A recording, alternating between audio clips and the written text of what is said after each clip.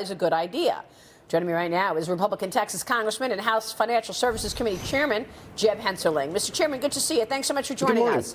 Is that messaging? What is that? Why do you think that so many people, this tax plan is not resonating with them?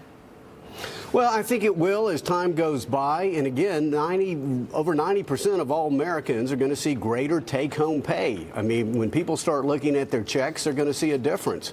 And I can tell you in my neck of the woods in Dallas, Texas, be it American Airlines or Southwest Airlines, Comerica, AT&T, people are getting $1,000 bonuses. They're getting increases in their 401ks.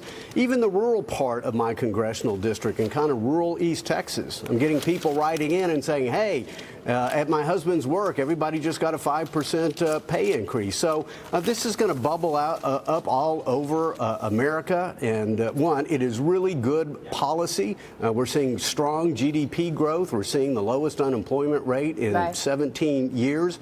And so typically good policy will end up being good politics. And I think by the time November rolls around, most people are going to see, wow, this tax plan really worked. It worked for me. It's working for the country. Congressman, let me ask you about the president revealing his latest picks to fill these Federal Reserve board seats. He's naming two new to these board seats. Your thoughts on what they bring to the table on the president's nominations yesterday? Well, I just saw them, and I'm not all that familiar with the individuals, but as long as they're of the caliber of his previous picks, I am encouraged. And so there's a lot that needs to be done. And as you know, we're going to meet with Vice Chairman Quarles. We have a hearing here at 10 a.m. First time we will ever have a vice chairman for supervision appear before us because the previous president, Barack Obama, refused to appoint one. So now we have one, and I'm excited to have him here because even though most people know the Fed for monetary policy, they are the uber prudential regulator in our financial system. And Randy Quarles is very, very important. I'm encouraged by some of the speeches he's had to talk about transparency, to talk about efficiency and simplicity in kind of the exam process and in the application of rules. So we're going to do a lot of exploring of that this morning because this is very important, obviously, for the financial services industry in particular. What do you want to see from Randy Quarles in terms of rulemaking and how things may change for the financial services industry? What kind of rule changes would you like to see?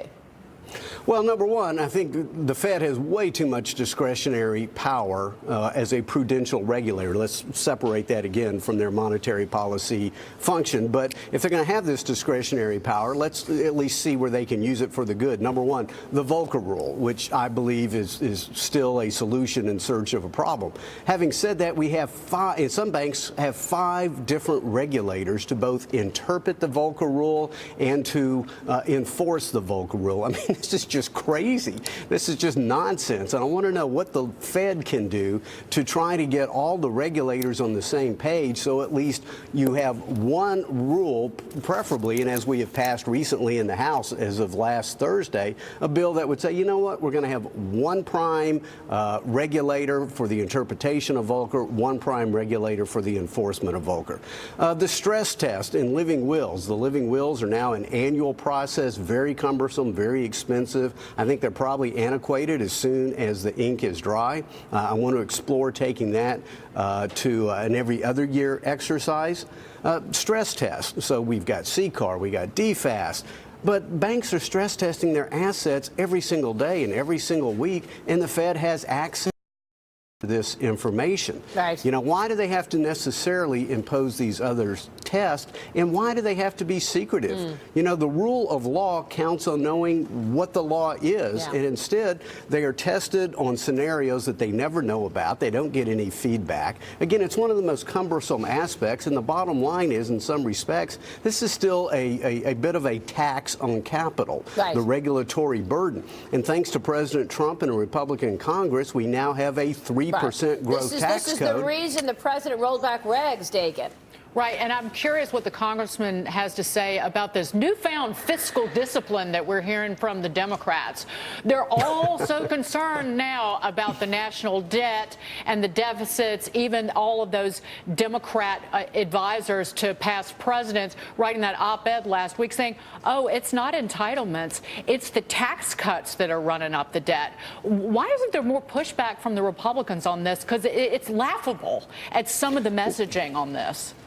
Well, it is laughable. We've heard nothing but crickets from the Democrats anytime we tried to deal with this great peril. And listen, this is the most foreseeable crisis in America's history. It's like a slow-moving tsunami coming offshore. And the Democrats have said, you know, there's no tomorrow. So now we try to give tax relief to working Americans so that they can realize their American dream. And then all of a sudden, oh, my God, we care about the deficit. Well, number one, if you look at the Reagan tax relief, the Kennedy tax relief, you can even go back to the Coolidge tax relief. We lowered tax rates, we got more tax revenue. And as long as this tax plan can help incent, I believe it's 2.85 GDP growth, it will, quote unquote, pay for itself. So, if you believe that tax relief needs to pay for itself, we get more revenues coming in. I mean, that's not theory, that's data. So did you vote yes for the omnibus bill, Congressman?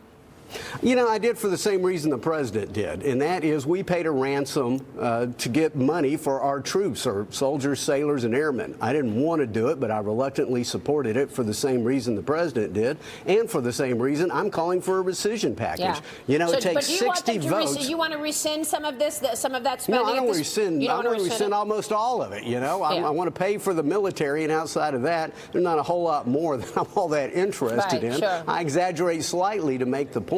But we are a nation that's on the road to bankruptcy. So I mean, there's no doubt about it. Stop voting yes to the spending bills then, Congressman. How about that? Well, I got Let the government shut down then if that's what you have to do. People are ripping mad about that omnibus bill. You know that.